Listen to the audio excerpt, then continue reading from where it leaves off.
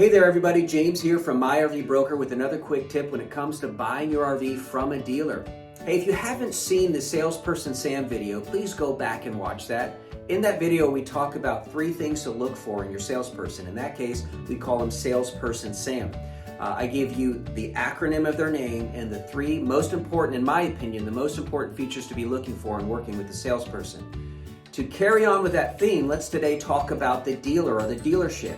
So I want to entitle this video, Dealer Dan. We're going to use the same type of acronym scenario, 3 simple points that I want you to pay attention to when you're buying from a dealer. Now you can use these, both of those videos, this video and of course the previous one, when you're buying from a private party as well. But now we're going to focus on the actual dealership. So here we go with Dealer Dan.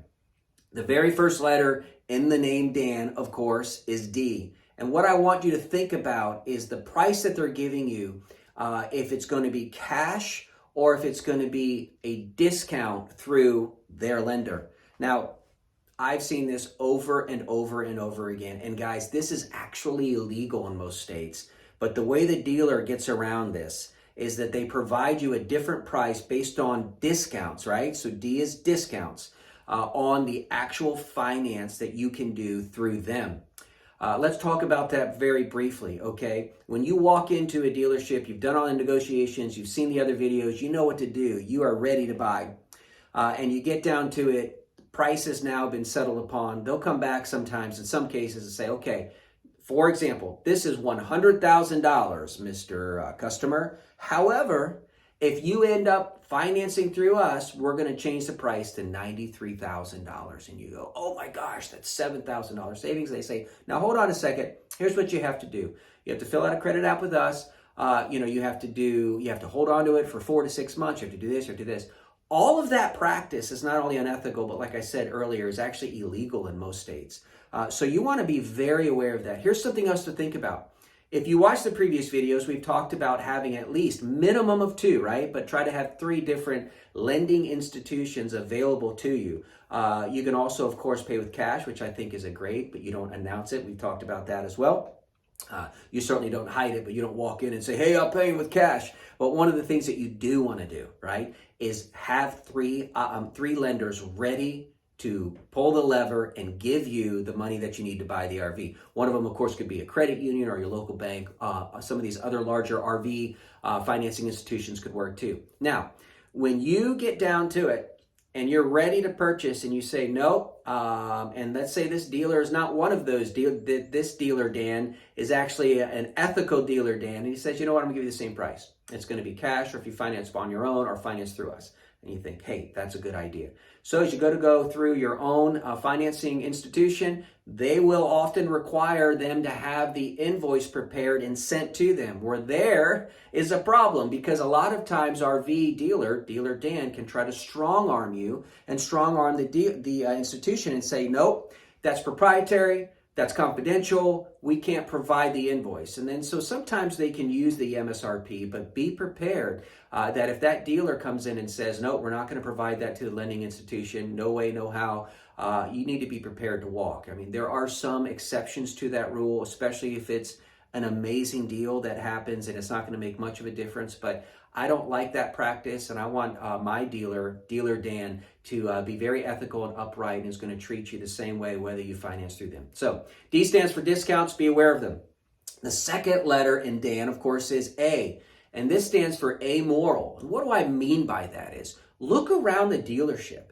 Are all of the employees happy? Are they walking around with this, this scour on this face? They've got this bad look, this bad attitude. You can't get anyone to help you. Are they happy there? Now, there are some employees, no matter what you do, and people in life, right? You're never going to get them happy. But just kind of do your own survey and listen, right? Because they're going to be complaining, a lot of people. And you got to find out what, or think about what it is that they're saying. So is the dealership taking care of their employees? Are they taking care of their customers? Of course, you know how to do that online now, right? You can go through and just get various information from these Facebook groups, etc. You, of course, could see their Google reviews. You could reach out to a lot of these customers. If the dealer, Dan, is not willing to give you any kind of referrals for you to talk to somebody, that's a good red flag for you, right? But back to that, what are they giving back to the community? Are they helping people?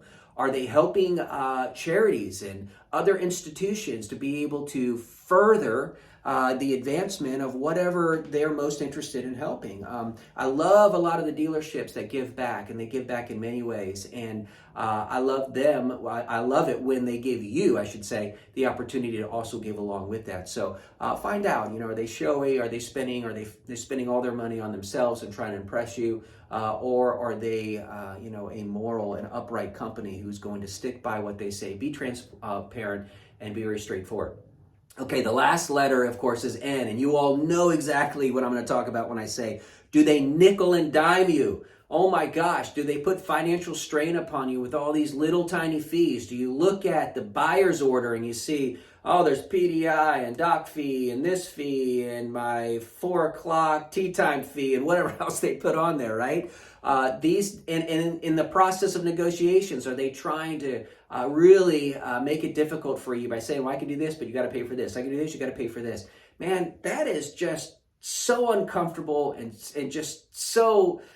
it's just not fun, right? The whole process and the experience should be a good one for you as an RV buyer. As a customer, you should be held in high esteem. Are they trying to nickel and dime you? And if they are, that's also another indication that they are going to do that after the sale, which we talked about. You need this dealer to help you with service and warranty after the sale. And I will tell you, inevitably, there'll be additional charges that they're going to try to nickel and dime you with. So if they're trying to nickel and dime you, that's also a good indication that maybe you should look elsewhere. Okay, I hope that helps. Don't forget to subscribe to the YouTube channel, this YouTube channel, so we can bring you more videos. And of course, next week we're gonna end this theme about talking about buying from a dealer, and want to finish out with an additional acronym that we hope you enjoy. In the meanwhile, get out there in RV, take care, and God bless.